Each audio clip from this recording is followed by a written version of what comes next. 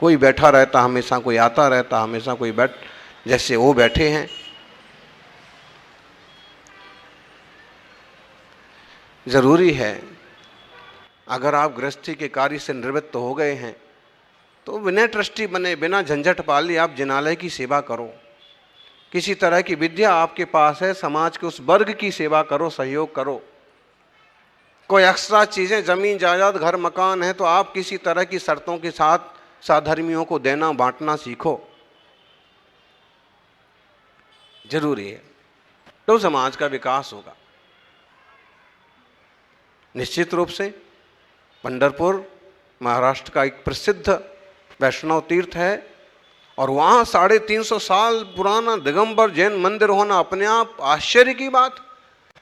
महाराष्ट्र में कुछ ऐसी आदि बुद्धि के नेता भी हैं जो कहते हैं कि महाराष्ट्र में जैनी बहुत बाद में आए, ये तो 100-200 साल पहले आए, लेकिन उनको ये अक्ल नहीं है कि 300-400 साल पहले तो गुजरात से ईडरगढ़ तरफ से गए हुए जैनी ही महाराष्ट्र में बसे हैं और उसके पहले हजारों सालों से महाराष्ट्र में, क्या पूरे देश में जैन और खासकर दिगंबर जैन पूरे देश में बसे हुए हैं। आपको मालूम हो कोमटेश्वर बाहुबली भगवान की मूर्ति पर जो प्रशस्ति है उसमें 3 भाषाओं के शब्द हैं, मराठी, कन्नड़ और तमिल। मतलब महाराष्ट्र में इतना प्रभाव था जैन का, जैनत्व का, उसमें हिंदी के शब्द नहीं है, हिंदी बाद में विकसित हुई है। पहले भाषाएं, प्राकृतें, अपभ्रंश और फिर कन्नड़ प्रांतीय राज्यीय भाषाएं, और उसके बाद अपभ्रंश से गुजराती वगैरह होते हुए, ब्रज वगैरह होते हुए हिंदी इस रूप में आई। जो भी है, कहना ये चाहते हैं कि ऐसे प्राचीन जिनालय तो हेरिटेज हैं, संभालना चाहिए, पुरातत्व विभाग को संरक्षण करना चाहिए, विशेष रूप से उसका जीर्णोद्धार कराना चाहिए। एक तरफ तो आप अमुक मंदिरों के लिए कॉरिडोर बनाए जा रहे हैं, जैन धर्म से क्या दुश्मनी है साहब? हैं? क्या गुजरात में जैनों का कॉरिडोर नहीं बन सकता है? पालीताना, शत्रुंजय, गिरनार, घोघा, पावागढ़ तो ऑलरेडी है ही सबकी नजर में।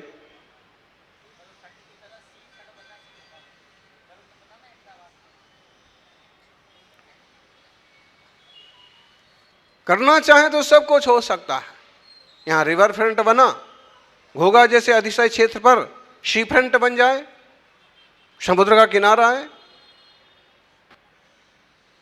समुद्र से समृद्धि। उसका अकेला मतलब ये थोड़ी होता है कि मछलियां मारो, और दूसरे तरीके भी हो सकते हैं। जो भी है, आप तो सभी धर्मात्मा श्रावक हैं और ऐसे धर्म की भावना निरंतर आपकी बनी रहे। पक्षपात, पंथवाद और हठाग्रह की बुद्धि अच्छी चीज नहीं है। आचार्य पूज्यपाद स्वामी की वो लाइन हमको हमेशा याद आती है, मुक्ताग्रहो, एक शब्द उनने प्रयोग किया। 1500 साल पुराने आचार्य हैं, बड़े तपस्वी और बड़े ज्ञानी। वो छोटा सा ग्रंथ रचा, ष्टोपदेश, और उसकी लगभग आखिरी लाइन, आखिरी कारिका, मुक्ताग्रहो विनिवसन सजने बने बा मुक्तिश्रेयम निरुपमामुपयाति भव्या। मुक्त आग्रह है, आग्रह मत करो। इतने सारे आग्रह कर लिए, ध्यान रखिए मंगल ग्रह उतना खतरनाक नहीं है, शुक्र ग्रह उतना खतरनाक नहीं है, शनि ग्रह भी उतना खतरनाक नहीं है, आग्रह जितना खतरनाक है। आग्रह का ग्रह जो होता है ये स्वीकारने नहीं देता। जैसे कि अक्सर कर सामान्य लोग ये आग्रह करके रखते हैं कि वाणियां तो जो है क्या बोलते हैं, वाणियां जो है वो तो आग्रह रखते हैं कि सवाया ले लेगा, ठग लेगा।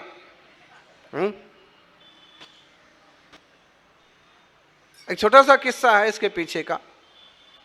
एक गांव का आदमी और दुकान पर पहुंचा, सेठ जी से कहा कि सेठ जी 1 रुपए का धना तौल दो, 1 रुपए का, एक सिक्के का। तो सिक्का, सेठ जी ने सिक्का लिया और उसने कहा देखिए जी सेठ जी, बराबर तौलना।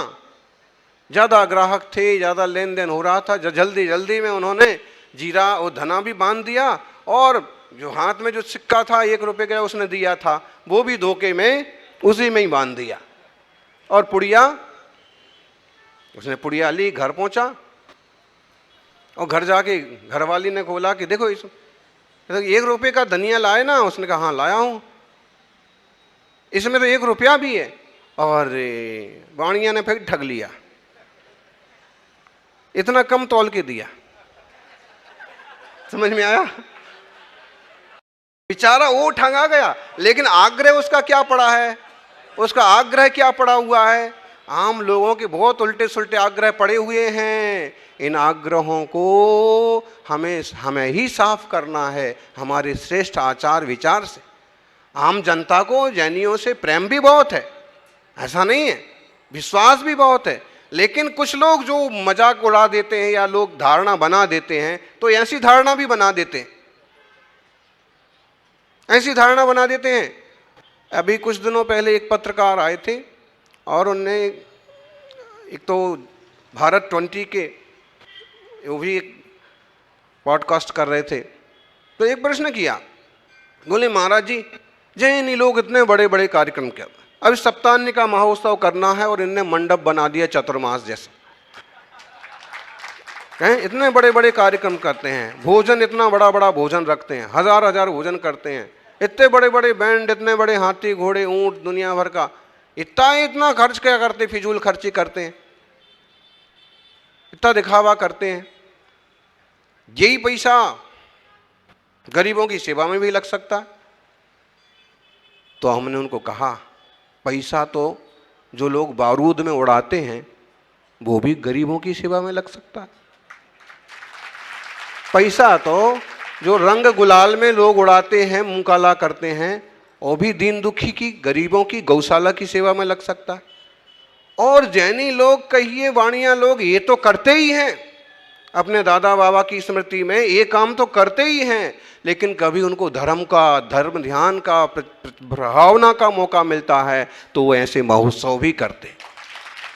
और एक बात, वो ऐसे महोत्सव करके भी रुपये पैसे का विनियोजन करते हैं, फिजूल खर्ची नहीं करते।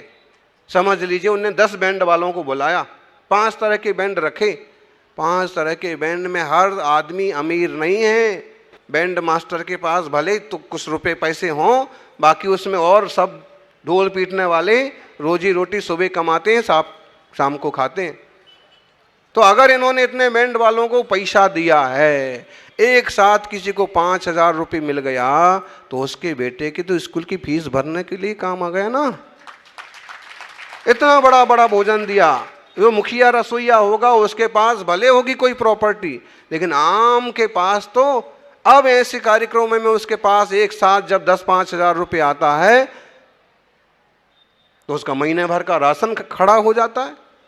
जैनी लोग फिजूल का कोई काम नहीं करते, दिखावा जैसा दिखता जरूर है, लेकिन उसमें भी वो समझदारी से धन का विनियोजन करते हैं। ऐसे बांटेंगे तो कोई शराब पी के पड़ जाएगा, लेकिन जब हम किसी के जरा से काम के बदले हम कुछ देंगे तो शायद उसकी वैल्यू करेगा। तो ये मंडप लगाना, इस मंडप को लगाने में 100 आदमी लग गए, 100 लोगों के घर में समझ लो 5-5 हज़ार रुपये गए। तो हमारे यहाँ फिजूल कुछ नहीं होता है। और जब आयोजन होते हैं तो प्रश्न खड़े करते हैं, और कई ऐसे लोग हैं जो शादी विवाह के नाम पर तमाशा करते हैं। पिछले साल एक बड़े उद्योगपति, महीने भर तक शादी होती रही, आज ये आ रहा, कल वो आ रहा है, परसों विदेशी आ रहा है, फिर ये आ रहा है, फिर वो आ रहा है, फिर आज वहाँ नाचेंगे, परसों वहाँ नाचेंगे कूदेंगे। ये ये फिजूल का तमाशा। इसको क्यों फिजूल का तमाशा बोल रहे हैं? इसको फिजूल का तमाशा इसलिए बोलते हैं कि इससे समाज में स्पर्धा पैदा होती है। धार्मिक कार्यक्रम पूरी समाज का कार्यक्रम है, उसमें कोई क्या स्पर्धा करेगा? करेगा दूसरा मंदिर वाला करेगा, करेगा तो उससे और धर्म के प्रति ही लोगों का आकर्षण बढ़ेगा। अरे अभी बाहरी आकर्षण बढ़ेगा तो कल भीतरी आकर्षण भी बढ़ेगा। आज भीड़ देख करके लोग आएंगे तो कल हो सकता है तत्व चर्चा सुनने के भी लिए लोग आएंगे। अभी आपसे पूछें, परसों किसी ने पूछा, महाराज जी तीर्थंकर का भगवान का समोषण जब चलता होगा तो कैसा लगता होगा, बताइए। कुछ उसका छोटा मोटा सैंपल बता सकते हो? अब उनको बताओ कि जब श्री संघ का विहार होता है और सड़क पर युवा अवतार आते हैं सवेरे 6 बजे से, और पूरे शहर में 10-12 किलोमीटर तक जय जयकार होता रहता है, दुंदुभी बाजे बजते रहते हैं, ये उसका छोटा सा सैंपल है। ऐसा होता है। तो फिजूल खर्ची ना करें, लेकिन जहां आवश्यकता है।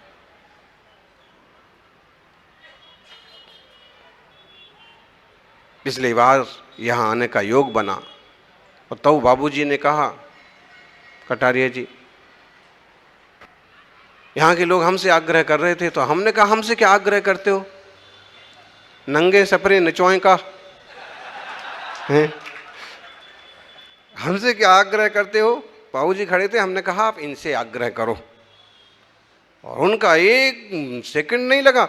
ये खास बात इस परिवार की है, गुरु जी को तकलीफ नहीं होना चाहिए, और जिससे अच्छे से अच्छी धर्म प्रभाव ना हो, अच्छे से अच्छा साधना का कार्यक्रम हो, वैसे करो। वो तो श्रावक तो एकदम हक्के बक्के रह गए, तुरंत हाँ बोल दिया, और फिर हाथों हाथ दूसरे चौथे दिन शिलान्यास भी हो गया। और आज मुझे लगता है कि अपने इस अहमदाबाद में दिगंबर जैनों के पास अगर सबसे बड़ा भवन फिलहाल अगर कोई होगा तो, और हमारी भावना है कि इससे भी बड़े भवन हों और इससे भी बड़े संघ आकर के वीतराग जिन शासन की भावना करें। तब गुरुवर आचार्य श्री सन्मति सागर जी महाराज का समाधि दिवस मनाया था 24 नवंबर, और हम 24 दिसंबर, ये किसको याद है? अच्छा, तारीख, हाँ 18 से 26, 18 से 24। वाह, ये यहाँ के युवा लोग जो मुझे लगता है काफ़ी बुद्धिमान लोग हैं। तो 24 को गुरुवार का समाधि दिवस मनाया, फिर हमने सोचा कि 25 को निकल लेंगे। तो फिर वो क्या किया कि 26 शिलान्यास 26 को हुआ था क्या? तीसरे दिन हो गए, 23 को ही, 22-23 को, फिर 26 को निकलने का था 25 को। तो फिर ऐसा पेंच पड़ गया कि फिर 26 को भी क्या कार्यक्रम किया? आचार्य पदारोहण दिवस, पट्टाचार्य जो भी है। तो और योग से राज्यपाल महोदय ओपी कोहली आए थे। हाँ, जब तक चतुर्मास नहीं हुए तब तक लोगों को ऐसे लग रहा था कि यहाँ तो दिगंबर जैनों का कोई अस्तित्व ही नहीं है, लेकिन जब प्रभावशाली साधकों के चतुर्मास हुए तो आप देखो, बड़े से बड़े नेता भी मत्था टेकने आते हैं, बड़े से बड़े अधिकारियों को ये भी, और इनका तप सबसे ऊंचा है। जो गली गली में दिख रहे हैं उनका तप तो सबको पता है कि दिन में 3-4 बार भी हो जाएगा, लेकिन ये जो दिगंबर तपस्वी हैं इनका तप तो, इनका त्याग तो प्रभाव न कराइए, करा लीजिए जब तक ऐसे साधु संत मिल पा रहे हैं। फिर की दिशा बदल जावे तो मुश्किल हो जाए।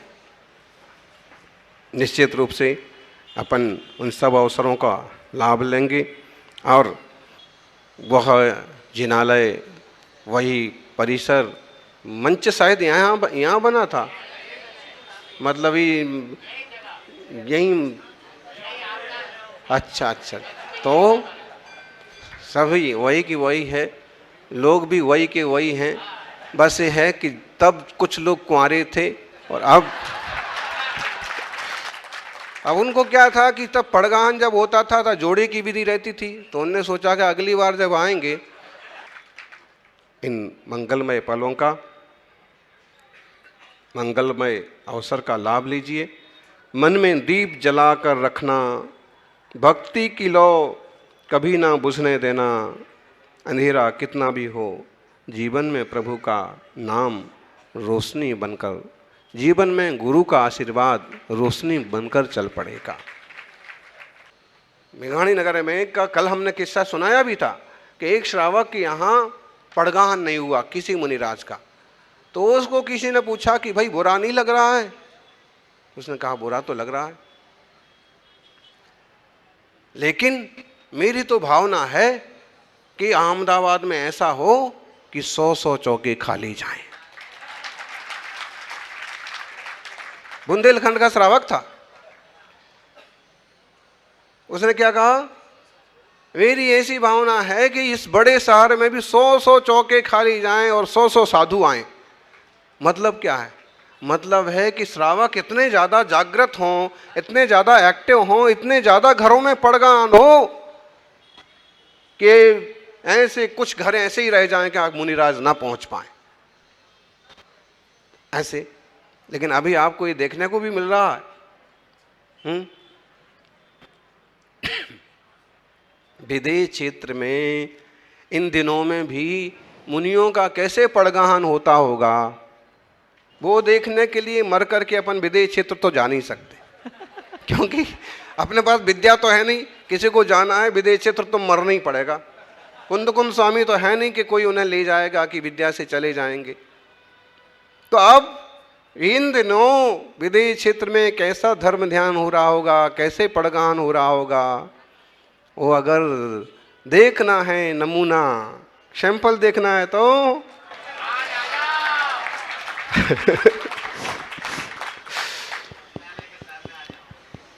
ऐसा है।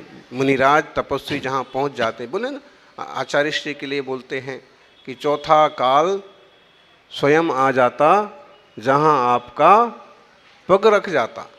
जहाँ तपस्वी सम्राट जैसे गुरुवरियों का, उनकी संघों का सानिध्य, मुनि संघों का सानिध्य मिल जाता है, वहाँ कलयुग में भी सतयुग का अवतार हो जाता है। जय बोलिए 24 तीर्थंकर भगवान की।